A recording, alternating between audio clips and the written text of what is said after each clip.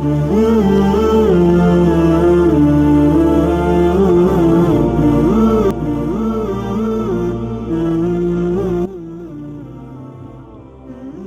night journey, Isra and ascension, Mi'raj, are among the greatest miracles that happened to the Prophet Muhammad, peace be upon him. They took place during a period of immense hardship in the life of the Prophet. In the 10th year of his prophethood, the Prophet lost his uncle Abu Talib, who was his protector and supporter, and his wife Khadija, who was a great source of strength for him.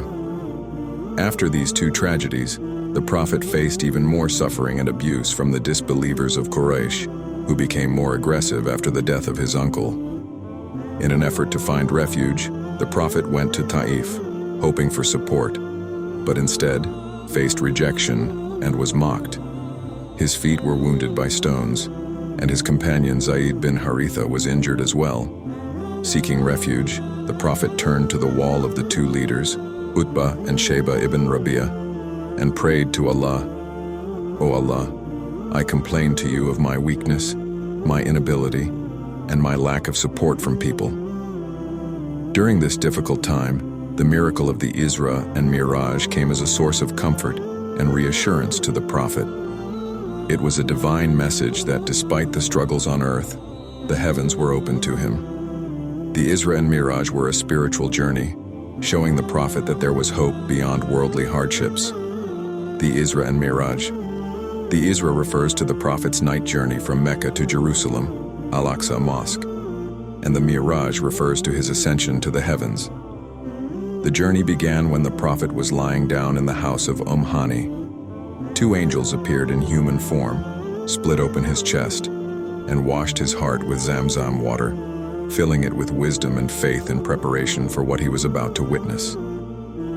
Then the angel Gabriel, brought the Buraq, a creature larger than a donkey but smaller than a mule, which carried the Prophet to Al-Aqsa Mosque. The journey of Isra. Upon arriving at Al-Aqsa Mosque, the Prophet prayed there, meeting the previous prophets who were sent before him. Afterward, Jibril took the Prophet to various locations including Mount Sinai, where Allah spoke to Prophet Musa, Moses, and Bethlehem, where Isa, Jesus, was born. Afterward, the Prophet returned to Al-Aqsa to begin his ascension to the heavens. The beginning of the Mi'raj. The ascension began from the rock at the Al-Aqsa Mosque, where Jibril took the Prophet up to the first heaven. There the Prophet met Adam, PBUH, and he saw the souls of his descendants, where those on the right were the people of paradise and those on the left were the people of hell. He then ascended to the second heaven, where he met Yahya, John the Baptist, and Isa, Jesus, and then to the third heaven where he met Yusuf, Joseph. The Prophet then continued through the heavens, meeting the prophets Idris, Harun, Musa, and Ibrahim, peace be upon them, in subsequent heavens. The Sidrat al-Muntaha. The Prophet reached the Sidrat al-Muntaha, the loti tree of the farthest boundary, where he witnessed its beauty and glory.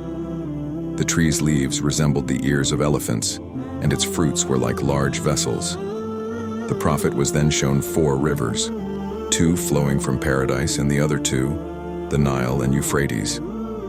He was then brought closer to Allah, where 50 daily prayers were prescribed for him.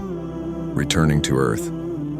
After the Mi'raj, the Prophet descended back to earth. On his way, he passed by Musa, PBUH, who advised him to request Allah to reduce the number of prayers, as they were heavy on his nation. The Prophet returned to Allah several times, and the number of prayers was reduced until it became 5.